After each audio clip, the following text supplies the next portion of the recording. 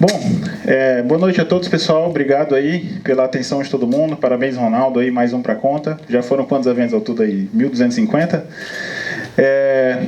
Eu sou o Carlos Santos Júnior, eu sou engenheiro mecânico, formado lá pela Universidade Federal do Piauí, mas eu sou engenheiro de aplicação da SICFlux. A gente trabalha a nível nacional, estou aqui no Rio de Janeiro pela primeira vez, é um prazer aqui conhecer aquilo que a TV Globo mostra, né? Avenida Brasil, Maracanã, a Lapa. Então, agradeço. Eu vou falar um pouco... A SICFlux é uma fabricante que trabalha com sistemas de ventilação. A gente é largamente conhecido principalmente pelos ventiladores pequenos, mas hoje a gente já tem um portfólio grande de ventiladores grandes também, ventiladores limit load, Sirocco. Eu vou mostrar um pouco de aplicações direcionadas. Focar menos nos ventiladores e focar mais nas aplicações, essa é a ideia. Isso aqui representa basicamente uma estratégia que a gente teve já há um bom tempo de ter uma linha grande de produtos para oferecer para o mercado. A SICFlux é uma fabricante 100% brasileira, estamos há 30 anos aí no mercado, exportamos para 15 países na América Latina, temos várias certificações dentro do Brasil e fora, inclusive certificação ANCA, que é uma certificação bem pesada na área de ventilação. Um pouco da nossa fábrica, que fica lá em Araquari, né? O nosso showroom, as câmaras de vazão, produção de tubos, balanceamento, pintura, soldagem de rotores, repuxadores CNC, agora a gente acabou de comprar robôs de solda, mais cortadores a laser, então a gente trabalha com tudo que tem de melhor. Fazemos parte de muitas associações, a Ashway, Sindratar aqui no Rio de Janeiro, do qual inclusive eu fiz parte, né, do curso de extensão recentemente via online, SMACNA, onde fomos premiados em 7 obras no ano passado, enfim, fazemos parte do mercado com força. A gente tem diversas parcerias com instituições, com universidades, uma delas a Universidade Federal de Santa Catarina. Todas essas curvas que você vê nos nossos catálogos, elas são dotadas lá na UFSC, lá em Florianópolis. A gente faz essa plotagem dentro da fábrica, mas a gente gosta de ter essa referência externa, acadêmica, para poder dar uma margem de segurança. Bom, eu vou falar... a maior parte eu vou falar desse tema sobre o tema de pressurização de escadas de emergência. Eu vou falar baseado na minha experiência que eu tive em Santa Catarina. Eu passei 2 anos atendendo somente aquele mercado. A IN, que é a Instrução Normativa 09, ela é bastante rígida. Eu posso dizer que deve ser a instrução normativa ou instrução técnica mais exigente do Brasil. Vocês vão ver por quê. Então, em Santa Catarina, quem já foi a Balneário Camboriú, já viu que tem muitos prédios muito grandes, de 90 andares, vão fazer mais de 140 andares agora. Então, vou explicar para vocês um pouco, né, de como tem sido esse contexto lá. Um pouco de problemas típicos de projeto, problemas de manutenção, problemas de instalação, né? Vou falar um pouco sobre extração de fumaça, baseado nessa norma que saiu ontem, né, no ano passado, quando a gente fala de norma. É uma norma recente, bastante exigente. E vou falar um pouco sobre ventilação de garagens também, né, bem rapidamente. Um pequeno disclaimer é que todas as imagens que eu utilizo aqui, elas têm um fim didático, né? E eu busquei, né, tirar ali, recortar a imagem para garantir a privacidade das aplicações dos clientes. Quando a gente fala de pressurização de escadas, situações de fumaça, o nome dessa disciplina ou dessa ciência é controle de calor e fumaça. E eu posso dizer que uma das principais referências é esse handbook, que é de Smoke and Control Engineering da Ashway, né? São aí 300 páginas, é bem extenso. Para vocês terem uma ideia, a norma 14880, né, que é de pressurização de escadas, ela dá um método de cálculo de vazão, né, baseado ali na fresta da porta e tudo mais. É o primeiro capítulo do livro. Literalmente, depois do sistema de unidades, a primeira fórmula que ele apresenta é isso aqui, para você ver o nível de complexidade. Então, existem 2 formas de controlar calor e fumaça. A primeira forma é por exaustão, que acredito que é a mais intuitiva. Você tem fumaça, você precisa tirar ela. Então, você tem ventiladores ou clarabóias, né, ou aberturas para fazer essa exaustão do ar. A segunda forma é quando você tem... Aqui você trabalha com pressão negativa. A segunda forma é uma forma positiva, onde você insufla ar e evita que o ar, né, que a fumaça, que o fogo de um ambiente vá para o outro ambiente que está pressurizado. Então, o sentido natural, né, o forçado, é da câmara, que a gente chama de câmara de escada, para o ambiente. Nesse caso aqui, por exemplo, a gente tem um exemplo de exaustão da câmara de escada. Em Santa Catarina, é obrigatório, desde 2014, ter a pressurização de escada e a extração de fumaça natural, desde 2014. Tá?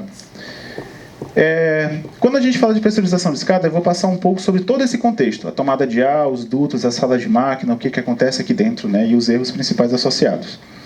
Né, e dentro da sala de máquinas, esse é um exemplo, né, vários ventiladores, esse é um hotel com várias torres, e a gente percebe uma série de boas práticas aqui, distanciamentos, as bases, o tamanho das expansões de área para evitar efeito de sistemas, enfim. Bom, quando a gente fala de pressurização de escadas, quem está um pouco mais distante, né, talvez não veja, mas alguns erros comuns que a gente vê nas instalações e nos projetos. O primeiro, a gente vê projetos aprovativos com poucos detalhes construtivos ou preocupações com as disciplinas mecânicas. Então, precisa compatibilizar a arquitetura, né, com a garagem, com a sala de máquina, e não tem tantas preocupações com efeito de sistema, tamanho de sala de máquina, enfim. A gente vê dimensionamentos fora do padrão médio, né? Claro que depende de cada tamanho de duto, depende do coeficiente de segurança que o projetista executa, mas em média a pressurização de escadas varia de 45 a 80 mmCA e de 20 a 50 mil metros por hora. Estou falando de prédios aí até 35 andares, né? Prédios residenciais, segundo essa norma, com uma porta corta-fogo única. Enfim, é baseado naquele tipo de cliente, isso pode variar conforme métodos e tudo mais. Existe também um contexto de alteração de aprovação da altura do edifício. O prédio nasce com 20 andares, muda o código de obra, termina com 35. O que se faz com a sala de máquina, com o duto, com o ventilador, com tudo mais?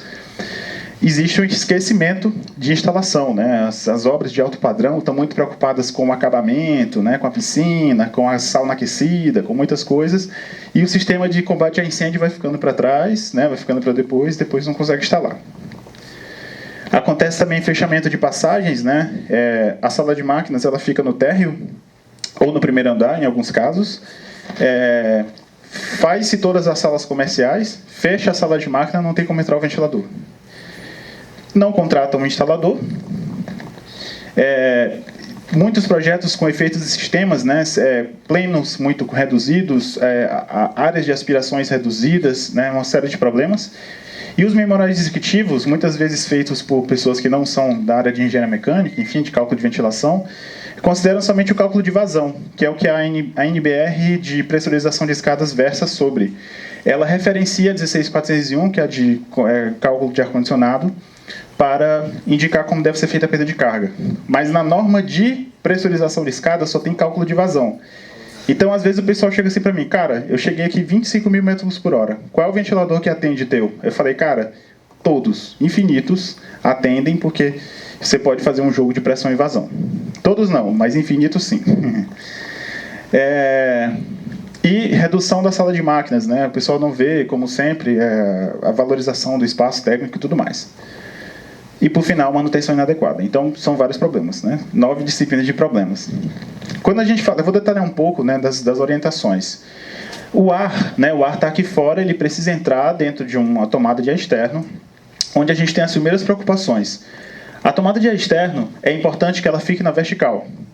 Porque se ela ficar na horizontal, a primeira que acontece é que você tem um problema de acessibilidade. Se todos os prédios de uma orla tiver uma captação do ar na frente, na horizontal, não vai existir calçada, né? Vai ser ruim para passar com carrinho de bebê, cadeira de rodas e tudo mais. Então é importante ser na vertical. E se não for na vertical, né? Se for na horizontal, você pode ter um acúmulo de água elevado. Além disso, na norma especificamente, ela tem uma exigência bem clara, que é de a distância de qualquer aresta da tomada de ar externo até uma possível fonte de fumaça tem que ser de 5 metros. Então, a distância, se aqui for 2, aqui tem que ser 3. Se aqui for 0, aqui tem que ser 5. Se aqui for 1, aqui tem que ser 4. Né? Isso já engloba ao lado de uma janela de vidro, ao lado de uma abertura de garagem, ao lado de uma sala comercial, enfim, tem que ser protegido completamente, tem que ser na vertical. Então, a gente vê várias coisas, né? Lavabo, lixeira aqui ao lado. Esse é o primeiro detalhe, que é da tomada de ar externo. Além disso, né, é um pouco confuso também, porque existe a norma da BNT e em cada estado existe a norma do bombeiro. Aí fica pulando, será que é isso, será que é aquilo? No final das contas, o que manda é o código de obra da cidade ou a normativa do bombeiro do estado. Né? A norma da BNT ela serve como uma referência de engenharia, uma boa prática, né? Mas o que vale, de fato, a nível de fiscalização, é aquilo que está na IN ou IT, enfim. É importante ter filtro na captação do ar. Primeiro porque todo esse particulado ele pode se agregar na polia, na correia, no rotor, né? O rotor ele pode desbalancear por excesso de massa de um lado do que do outro. E o sensor de fumaça, na verdade, ele é um sensor de particulado sólido. Ele mede partículas de fuligem, que pode ser vapor, pode ser sujeira, pode ser muita coisa. Então, se você não filtra, você pode saturar o sensor de fumaça e dar um alarme falso, né? É importante que essa captação ela tenha no máximo 8 metros por segundo, né? E a questão sobre localização eu já falei sobre. E o filtro lavável, inclusive, precisa lavar na manutenção, tá? Só para garantir. No caso do filtro, existe uma... Isso é simples, isso é básico, né? Mas é importante de se ressaltar que a velocidade que passa no filtro ela tem que ser de no máximo 2,5 metros por segundo. 2,5 metros por segundo é o número mágico do ar-condicionado, né? Tudo é 2,5 ou 0,25. Vale para o filtro também. Então, dificilmente se põe filtro, e quando põe filtro, simplesmente põe ali na região que a velocidade do ar está com 8 metros por segundo. Então o ar ele passa direto pelo filtro. O filtro não tem a capacidade, ele é arrastado pelo fluxo do ar. Então precisa fazer essa expansão, e uma expansão suave. Não adianta vir com um tamanho, fazer um dente, né, e ele já cresce muito rápido. É importante ter essa expansão. Recomendo, aí tem algumas coisas das máquinas que recomendam, no máximo 25 graus. O duto de distribuição, né, a gente está... captação do ar, passamos pelo filtro e pela sala de máquinas. Agora a gente vai para o duto de distribuição, que é o duto que vai para a escada precisamente. Esse duto ele pode trabalhar com 10 metros por segundo, né? Ou seja, para uma mesma vazão, uma velocidade maior, uma área menor. Então essa redução é ainda mais suave, né? Essa angulação ela acaba sendo um pouco maior. Em relação à tomada de ar externo, né? Como eu falei, trabalha com 8 metros por segundo. É muito comum utilizar dutos de alvenaria, e é complicado fazer curva com tijolo e cimento, né? Então acaba tendo muitos cantos vivos, né? Dutos espetados, você tem um efeito de perda de velocidade, perda de pressão dinâmica elevados, né? Então é importante evitar, caso não seja possível, né, compensar isso na perda de carga. Então a gente passou pela captação, entramos no duto, chegamos dentro da sala de máquinas. A gente está fazendo o caminho do ar, né, exatamente. Dentro da sala de máquinas é onde acontece a maior quantidade de problemas. Definitivamente, para um ventilador atender a vazão e a pressão, você não pode simplesmente colocar ele dentro da sala de máquinas e cercar ele de parede. Não é assim que funciona. Esses ventiladores são ventiladores de dupla aspiração. Eles aspiram de um lado, do lado oposto, e assopram aqui na frente. Se essa parede está muito próxima dessa aspiração, essa aspiração ela vai ser estrangulada, não vai entrar ar, né? Isso é um problema, primeiro porque vai entrar uma quantidade de vazão menor. Segundo, o ventilador vai ficar desbalanceado, porque vai entrar do lado direito e do lado esquerdo não, então ele vai ficar com mais massa de um lado do que do outro. O terceiro, vai ser impossível fazer manutenção, né? Você mexer nesse motor, mexer nesse mancal, mexer nessa polia, vai ser complicado. Então você tem os problemas de acesso à manutenção e perda de vazão e pressão e desbalanceamento do ventilador. Quando você tem esse desbalanceamento, gera-se, por diferença de pressão, um esforço axial. Então o rotor, o eixo tende a correr para um lado e isso pode dar algum problema. Então essa é a primeira dimensão, né? Quando se trata de efeitos de sistema, né, de vazão e pressão, para você não perder essa quantidade de variáveis, é importante que a recomendação da ANCA, das máquinas, é que você utilize um rotor de distância. Então, esse é um rotor 560 milímetros, você utiliza 560 milímetros, né? Um rotor 710, 710, enfim, bem direto. Mas existe a condição em que dois ventiladores trabalham juntos, né? E esse ar que entra aqui no meio, ele acaba sendo disputado pelos dois. Então, nesse caso, a recomendação é que utilize 2 vezes o diâmetro. Então, você precisa um diâmetro, a largura do ventilador, 2 diâmetros, a largura do ventilador e mais um diâmetro. Então, acaba sendo um tamanho que pode ser realmente muito grande. Se a gente falar de um rotor 710, que já atende aí um prédio de 33 andares, a gente está falando de uma sala de máquina de 5 metros de largura. Em Balneário Camboriú, tem prédios que o metro quadrado chega a R$ 75 mil. Então, é bastante caro. Outras sugestões simples, mas que eu acho bastante factíveis, né? Utilizar eletrodutos rígidos, né? Evitar dutos flexíveis, utilizar piso polido ou cerâmica, porque pisos porosos você acaba tendo poeira sendo agregada no ventilador, isso é ruim. Parede sem porosidade, uma luminosidade mínima, né? A gente precisa trabalhar, precisa às vezes fazer uma solda, se for o caso. Eu acho importante ter uma porta maior do que o ventilador, né? Alguém sabe aqui qual que é a vida útil de um prédio? Alguém já se perguntou? É grande, né? Certamente é maior do que a vida útil de um carro, do que um ventilador. Então, provavelmente você precisa trocar o ventilador em algum momento ou um elemento dele. Então, é importante ter uma porta por onde o ventilador saia, né? Parece simples, mas não costuma acontecer. Aqui a gente tem um exemplo de pressurização de escadas. Esse é um prédio de 86 andares, né? São 4 quadriplex. Na cobertura são 4 quadriplex. Esse é um ventilador que está na cara do mar. Literalmente ele está do lado do mar, em uma região com muitos iates, né? Então você percebe um cuidado maior. São 2 ventiladores de rotor tamanho 900 com 54 mil metros cúbicos por hora de vazão e em torno de 120 metros cúbicos MMCA de pressão total. Aqui a gente percebe muita coisa. Sala de máquina com isolamento acústico, faz barulho. Ventiladores com base única. Esses motores eles podem ser instalados no quadro. Vou voltar aqui um pouquinho de novo. Eles podem ser instalados no quadro ou na base. Eu sempre prefiro na base, é melhor para fazer manutenção. Você pode recolher as correias, é mais simples. A gente percebe eixos com pintura, né, contra a maresia. A pintura também aqui é epóxi.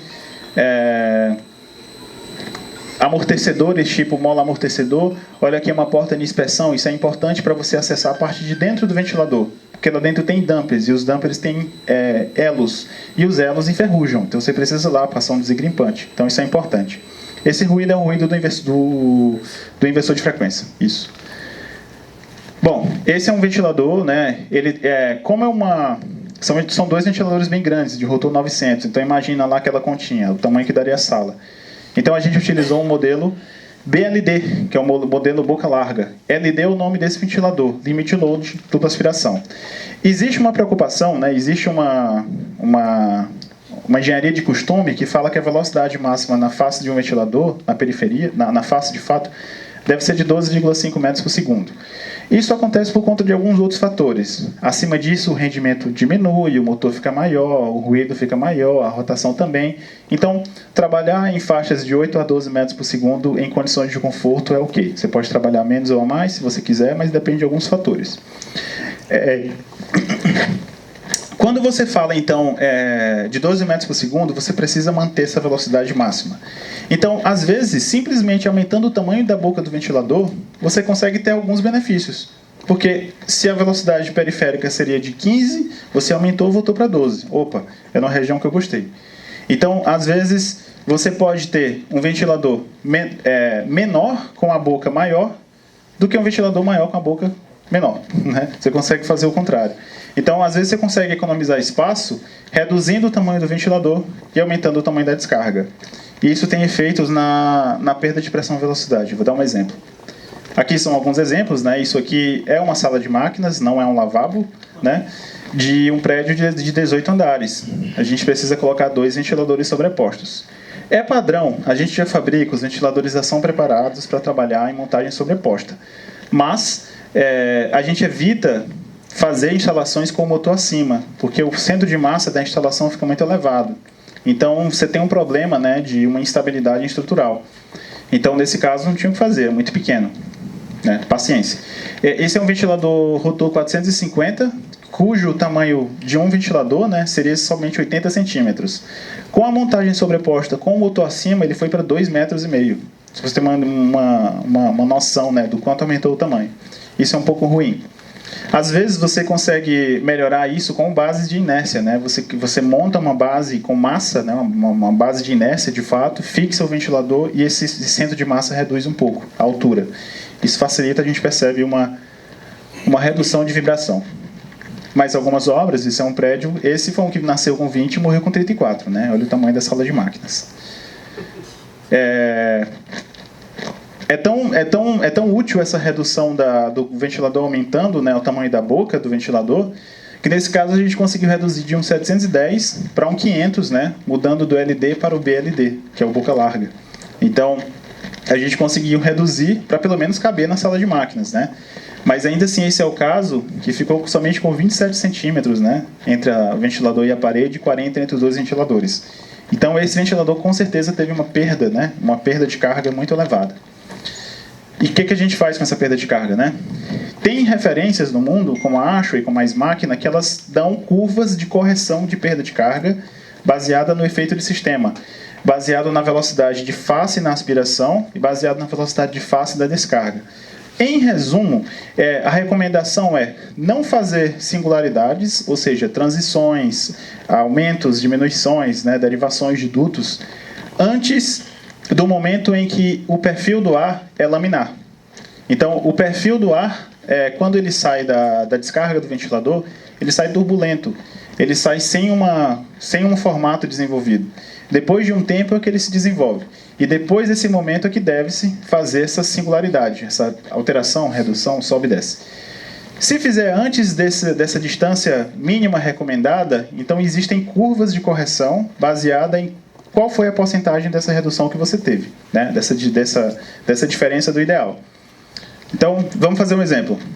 A gente tem um ventilador com 80 centímetros de plenum, né? Um ventilador, uma descarga, na frente dele tem um duto, uma caixa, somente com 80 centímetros. A velocidade de descarga é de 12,5 metros por segundo, e nesse caso aqui, a gente consegue descobrir qual que é a curva, nesse caso aqui é a curva R, velocidade de descarga 12,5, perda de carga resultante, está aqui, 20 mmCA. Simplesmente reduzindo, aumentando o tamanho da boca do ventilador, né, de um tamanho LD para um BLD, a gente consegue reduzir em 9 mmCA, ou 90 pascais, a perda de carga por efeito de sistema na descarga do ventilador, né? Então, simplesmente, esse é um exemplo de um dos benefícios quando você tem uma descarga um pouco mais elevada. Naquele caso, a gente teve que fabricar um ventilador, né, a 45 graus, justamente para poder aumentar essa distância para o ar se organizar antes de subir no fosso da escada, né? Então você tem um pouco menos de perda de eficiência. Ele já vai perder na aspiração, vamos tentar evitar perder na descarga. É uma tendência. Aqui alguns exemplos, né, aqui um pleno muito pequeno, as aspirações também, uma distância pequena, somente 70 centímetros de pleno, muitos cantos vivos próximos da descarga do ventilador. Essa é uma região de muita turbulência, de muita perda de carga. Instalações de pressurização no subsolo, na frente do mar, né? Aqui a gente olha as instalações, elas já estão ao lado da parede, você percebe que esse ventilador vai ter problema. Acontece, por exemplo, esse ventilador a gente liga, mede, dá o 50 pascal, que é o que precisa, liga esse ventilador, mede, não dá 50 pascal. Às vezes por conta desse efeito de sistema, às vezes por conta do formato do plenum aqui dentro. Ele precisa ser simétrico ou precisa ter alguma forma de balanceamento, né, para manter a pressão constante. Outros exemplos, né, esse ventilador ele estava encostado na parede aqui atrás, né, e aqui também, então está bem complicado. Então esse é um ventilador que a gente mede, deu 20 pascal. Virou um pouquinho, né, rotacionou ele um pouquinho, aumentou para 43. Melhoramos o duto à frente, passou dos 50. Está aprovado, né? Então, simplesmente exemplos de efeito de sistema. Eu estou mostrando para vocês alguma coisa que são na teoria, mas alguma coisa que a gente fez de fato, mediu e que resolveu. Usualmente, pelo menos que eu vejo, né, o mais comum são pressurizações de escadas com esse tipo de ventilador, mas nada nos obriga a fazer com ele. O ventilador precisa ter a vazão, a pressão, a eficiência energética, o ruído, a facilidade de manutenção, de instalação e tudo mais. Pode ser qualquer um que atenda tudo isso. Esse dupla aspiração ele só tende a ser o menor, né? Mas é possível fazer com plenum fan, é possível fazer com axial, enfim, desde que atenda todos esses padrões. A gente também tem gabinetes plenum fan, esse é o GLPF. Às vezes não passa o ventilador na porta, né? Então o que a gente faz? Corta ele no meio. Esse é até um modelo mais simples, que o rotor não sai, né? Fica fixo aqui ainda. A gente até prefere assim, para ter um controle de fábrica. Mas esse é um modelo bipartido, né? A gente consegue fazer essa compatibilização. Alguns outros modelos, para vocês perceberem. Sempre que a gente vai na sala, na linha de produção da SickFlux, graças a Deus, sempre está cheio assim, né? Tem aumentado cada vez mais. Outros exemplos aí de instalação ruim, né? O duto está apoiado no ventilador, o motor está atrás do duto, né? Podia simplesmente inverter a posição do ventilador, facilitaria a manutenção. E quando você erra a pressão estática acima ou abaixo, não é tão fácil corrigir. Os inversores de frequência, é importante não trabalhar com rotações de motor abaixo de 30 Hz.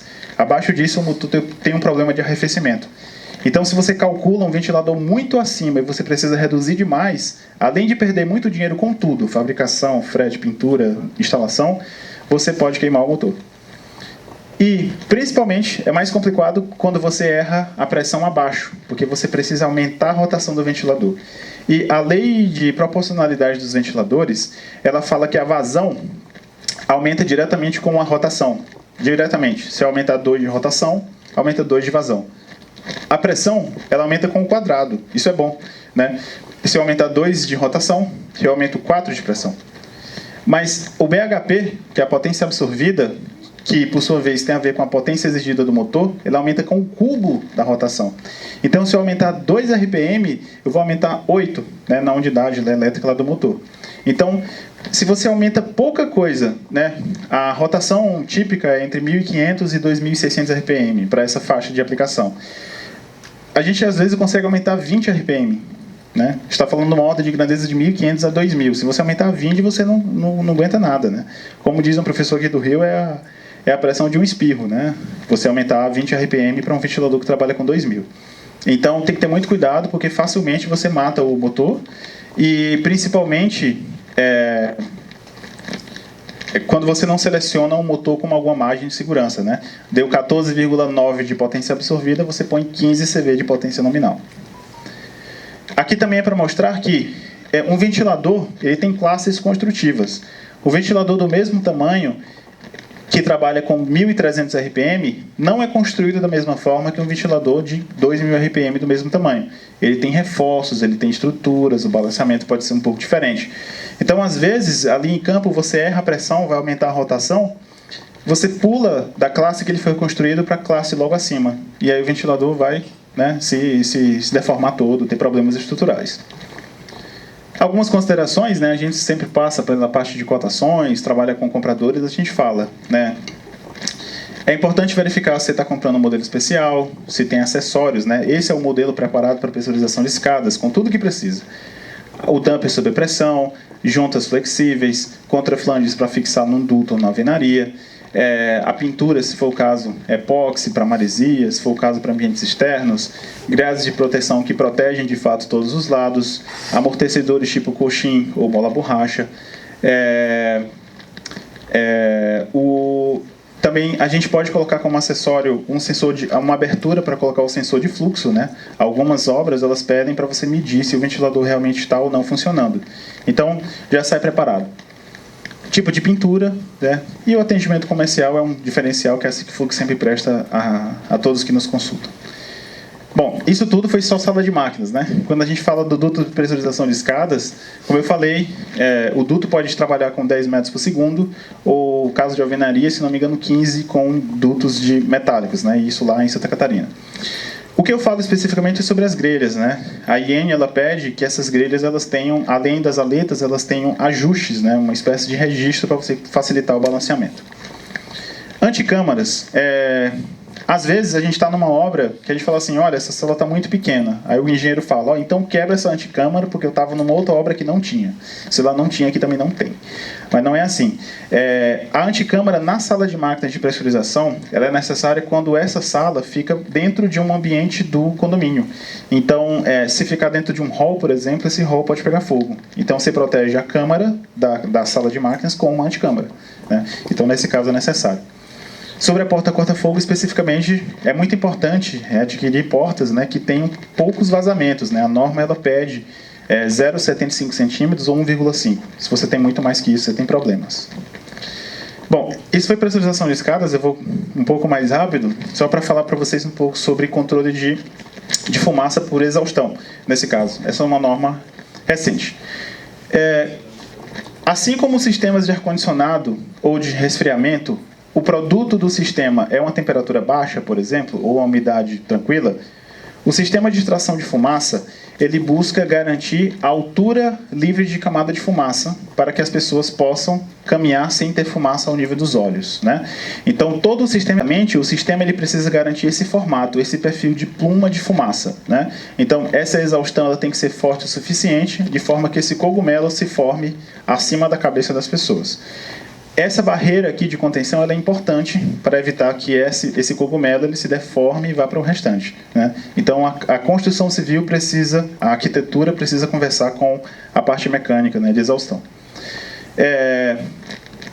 São duas curvas de naturezas diferentes. Aqui embaixo é a temperatura, aqui em cima é o volume de fumaça. Isso aqui é simplesmente para demonstrar que o volume de fumaça sempre no incêndio é maior do que a temperatura do incêndio. É por isso que a preocupação é mais com a fumaça do que com a temperatura, com queimaduras e tudo mais. E existe, inclusive, o incêndio, ele tem uma dinâmica enquanto tem fogo e depois que apaga o fogo. Né? Se você tem uma brasa ali, depois que ela apaga, ela continua emitindo fumaça. Então, a composição da fumaça muda, a massa específica do ar muda, então existe uma preocupação sobre isso. Eu estou fazendo uma explanação porque realmente é uma norma bastante complexa, bem recente. Existem, né, como eu falei, a arquitetura ela precisa conversar com o sistema de exaustão. Então, são necessários acantonamentos, que são divisão de volumes que acontecem a cada 1.600 metros quadrados. Então, você tem um salão, um galpão muito grande, um supermercado, uma igreja, um aeroporto, precisa existir uma separação de volumes, né, e em cada volume tem o seu insuflador e o seu exaustor, por exemplo, né? Essa insuflamento e essa exaustão ela pode acontecer natural, insuflamento natural, extração forçada, insuflamento forçado, extração forçada. Não é possível acontecer insuflamento forçado, exaustão natural, porque você pode alimentar o fogo. E existe um caso específico de extração de fumaça mais complicado, que não entrou nessa versão da norma, a gente está discutindo ainda, a gente até faz parte lá do comitê, que é o caso de exaustão de fumaça de átrios, né? Então imagina um shopping que tem muitos andares. A fumaça, se ela pegar fogo no térreo, ela não pode subir e entrar no segundo ou no terceiro andar. Então imagina a complexidade de você fazer essa pluma se formar nesse formato. Então é necessário, por exemplo, elementos de vidro, elementos rígidos para evitar que essa fumaça entre, né? É mais ou menos isso que está sendo discutido. É complicado, né? Parece meio complicado. E onde é que isso se aplica, né? Mais uma vez, a BNT ela não tem força de lei, a menos que seja puxada para uma lei ou alguma coisa do Ministério Público, mas ela serve como uma referência de engenharia para caso alguém queira fazer. E às vezes esse alguém é o Corpo de Bombeiros. Então, às vezes ele se referencia nela e é o que a gente vê que pode acontecer em algum momento. No ambiente residencial, isso pode se aplicar a qualquer lugar que tenha CNPJ, condomínios e tudo mais, né? Hoje, já é exigido na IN de Santa Catarina, desde o final de 2021, a exaustão de fumaça, né? Inicialmente, né, até o final de 2021, era necessário pressurizar a câmara, fazer exaustão natural na anticâmara. Sempre. Hoje em dia, é preciso pressurizar a câmara, fazer exaustão na anticâmara e fazer o insuflamento e exaustão no corredor também, entre os apartamentos. Então, inicialmente, era preciso proteger a câmara e a anticâmara. Agora, a proteção tem que ser no corredor também. Daqui a pouco entra no apartamento, certamente. Então, o primeiro formato é quando você faz isso natural, extrai natural, né? Com smoke vents, né? Que são janelas lá com atuadores. Você insufla pelo piso, extrai por cima justamente para ter aquela pluma. Não é permitido, não é recomendado insuflar pelo teto, porque o insuflamento ele pode bagunçar aquele formato, aquela dinâmica da fumaça e fazer ela se espalhar. Isso que já está acontecendo, tá? Prédios em Santa Catarina isso já existe. Mas é muito complicado porque essa aqui é uma condição de praticamente um apartamento por andar, ou dois, né? Porque você precisa de ar externo diretamente na fachada. Quase nunca isso acontece. Então é necessário ter um duto de insuflamento e outro duto de extração. Então você pode ter até 4 dutos. Imagina como a construtora gostou disso. O duto de insuflamento da câmara, você pode ter um duto de insuflamento na anticâmara, você precisa ter um duto de insuflamento no corredor e um duto de extração no corredor também, né? Então, realmente toma bastante espaço, se for considerar por andar. E, nesse caso, o sistema, quando você não utiliza sprinklers, você precisa trabalhar com ventiladores preparados para 300 graus por 1 hora. Né? A cozinha que precisa ser um ventilador preparado para 400 graus por 1 hora. Esse é um ventilador da Sigflux, aqui é lá na nossa fábrica. Esse foi o teste de validação, onde a gente tocou fogo na voluta do ventilador. São 8 maçaricos, né, com acetileno. E a gente tocou fogo na voluta do ventilador e foi um teste que durou 3 horas e meia, né, com a temperatura de 400 graus. A gente testou esse ventilador com acionamento direto, desmontamos, montamos o acionamento indireto, testamos de novo, desmontamos, levamos para a cabine de pintura e passou 3 meses tocando 24 horas até começar a se definhar. Então a gente colocou, né, é o ventilador para missões críticas, pode-se dizer, né? Então a gente precisa ter essa confiabilidade. No finalzinho ali, o rapaz que fez a certificação mostra a temperatura. Esse senhor não é da Sigflux, tá? A gente tem um laudo, né, certificado, inclusive via ANCA, para ter essa validação. Olha lá a temperatura, 397. Estava no início do teste, Joinville estava muito frio, 8 graus, depois estabilizou nos 400 graus. Bom, a Sigflux ela tem uma gama grande de equipamentos, né? Como eu falei, a gente tem um portfólio completo, grades de acabamento, exaustão de banheiro, não vai dar tempo de falar disso, renovação de ar, recuperação de calor, exaustão de churrasqueira, ventilação de garagens e exaustão de cozinhas. Vou correr bem rápido, porque já está acabando, mas existe um caso específico de incêndios em subsolos. Né? Você tem carros elétricos que pegam fogo, e é bem complicado quando o carro elétrico pega fogo, porque você não consegue apagar, porque ele não precisa do oxigênio para pegar fogo. Basicamente é isso. E garagens, você, além de ter o problema de ter a contaminação, você tem o problema do incêndio, você tem problema de contaminação. Né? Então é preciso ter um sistema que faça o varrimento, né, da garagem como um todo. Em resumo, uma boa garagem tem uma velocidade do ar elevada em todos os pontos. Se você estiver num subsolo, que tem muitos carros em funcionamento, e você está parado e você não sente vento, pode ter um problema, porque aquela é uma região de concentração de gás de monóxido de carbono. O monóxido de carbono ele causa várias coisas, doenças, né, e pode até matar. Aqui são algumas referências, né, de como se calcula a vazão ou a área, né, de ventilação de uma garagem. Tem referências dos Estados Unidos, como da ASHRAE, tem referência aqui do Rio de Janeiro, né, onde tem essas proporções aqui que eles fazem por garagem, caso seja residencial, caso seja comercial. Tem uma outra norma aqui da ASHRAE e tem a IT15 dos bombeiros. Né? Vou mostrar aqui mais ou menos como funciona. Para a ventilação permanente, a IT15 dos bombeiros ela pede 0,06% do volume total da garagem como aberturas. Para esse exemplo, a gente precisaria de 1.400 metros quadrados. Eu estou falando de 450 carros, no pé direito, de 2,75. 1.400 metros quadrados. Isso são 1.400 janelas de 1 por 1. Impraticável, basicamente. Segundo aqui no Rio de Janeiro, essa proporção muda, né, conforme seja residencial ou ventilação cruzada ou não, você tem aqui essa quantidade de aberturas. Né? Então você já é uma proporção bem menor, às vezes mais viável ou não. Quando a gente fala de ventilação mecânica, a IT15 do Corpo de Bombeiros de São Paulo, que eu acredito ser a principal referência no assunto, ela pede 5 trocas de ar por hora.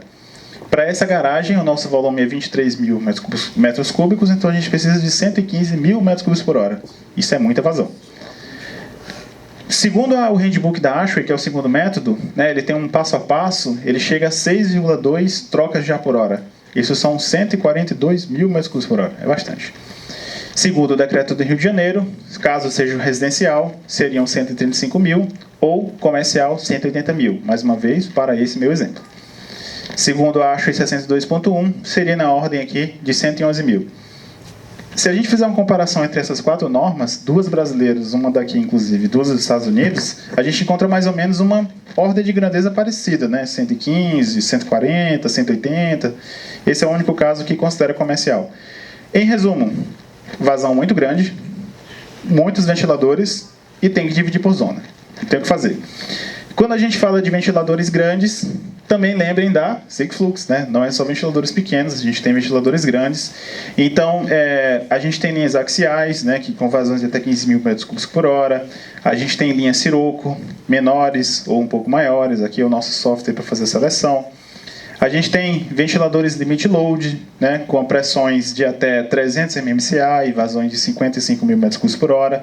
E é literalmente um ventilador desse tamanho, né? Esse é um ventilador cujo rotor tem um diâmetro de 1.120 milímetros, né? 1,12 m. A gente tem ventiladores de simples aspiração, ventiladores centrífugos tubulares, né? Ventiladores inline limit load. Aqui é uma aplicação, inclusive lá em Balneário Camboriú, de exaustão de churrasqueiras. Temos os ventiladores limit load, né? De dupla aspiração, ventiladores grandões. Só que existe uma questão. Na garagem, você pode trocar o ar 50 vezes por hora. Se existirem pontos de estagnação do ar, aquele ponto vai continuar sendo um risco, porque lá pode se concentrar o monóxido de carbono. Então, essa é a principal preocupação. Eu diria que o método de cálculo, né, de garagens, o primeiro é quantidade de trocas baseado em uma das referências, e o segundo é distribuição, difusão do ar dentro da garagem, né? Então, aqui é uma simulação computacional. Primeiramente, você tem os vetores de velocidade somente na rua, né? Tá tudo parado dentro da garagem. Liga-se os ventiladores, mas ainda assim você tem pontos de estagnação, né? Então, são nesses pontos que a gente recomenda a utilização de ventiladores de indução, né? O ar está passando com velocidade aqui, está chegando ao externo, está diluindo o monóxido de carbono, mas aqui não. Então a gente pega um ventiladorzinho de indução e aponta ele justamente para a região onde não tem aquela ventilação, aquele ar externo chegando. Então, não necessariamente precisa utilizar dutos, pode ter um movimento de varrimento, né? Mas quando você tem esse movimento de varrimento, cria-se essa zona de estagnação. Onde tem a zona de estagnação, utiliza-se modelos de indução. Esse é um modelo simples, de baixo custo, né? De baixa altura, que é largamente utilizado, né, em aplicações de ventilação de garagens. Só para... Eu acredito que esse é o último tema. Eu queria só deixar um spoiler alert aqui, que é sobre... Ué, não tocou o videozinho? Bom, mas enfim, exaustão de churrasqueiras, né? Lá em Santa Catarina tem muita demanda. No Rio Grande do Sul tem mais casas com churrasqueiras do que com esgoto, para vocês terem uma ideia. E é sério esse dado, né? Isso aqui eu estou falando para apresentar para vocês esse projeto de norma que está em discussão, a gente também faz parte, lá dentro da BNT, que é o de churrasqueiras para edificações residenciais, né? Então, estamos discutindo aí. Deve sair esse ano, para consulta pública ainda esse semestre e talvez a norma ainda para esse ano. Eu falo que é verdade o dado do Rio Grande do Sul, porque foi um gaúcho que pediu a... Ah, agora tocou. Definitivamente não deve ser feito assim, né? E é muito feito assim. Não com esse ventilador aqui que vende aí numa magazine qualquer, mas com ventiladores no fluxo. O problema grande, o primeiro problema grande é você ter o motor no fluxo, ele pode contaminar e pode pegar fogo. Parece meio óbvio, mas acontece muito. Olha só, você tem ventiladores no fluxo, né? Até que essa parte é de metal, é até melhorzinho, mas existem pás em plástico também, que elas podem se deformar. Numa churrasqueira você tem tudo que o fogo precisa para derrubar o prédio. Você tem muita gordura, você tem uma fonte de ignição e você não tem compartimentação, se isso não for feito. Então a norma ela vai trazer tudo isso. O material do duto, spoiler, não pode ser alumínio e nem aço galvanizado. O ventilador não pode ser motor no fluxo. Compartimentação tem que ter o dump específico. Regulagem da balanceamento da instalação tem que ter registros, né? Então não pode ser alumínio por conta disso. Pega fogo, ele derrete, né? O ponto de fusão é baixo. Quem é soldador aí e manja de alumínio, soldar alumínio, parabéns, você é muito bom. O motor no fluxo, tudo que a gente precisa para pegar fogo, né? E o ideal nesse caso, né, é você utilizar motores fora do fluxo. O ar entra pelo duto, sai aqui por cima, o motor está aqui tranquilo, de boa. Você pode limpar, você pode lavar, tem porta de dispersão, tem dreno.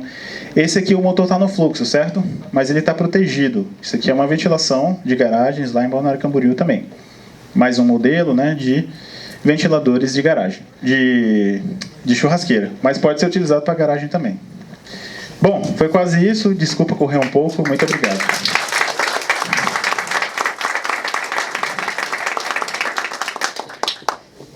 Se alguém tiver uma dúvida, acho que amanhã eu estou por aqui também, se quiserem discutir alguma coisa, me sigam lá. Esse é meu e-mail, esse é o site da SICFlux e esse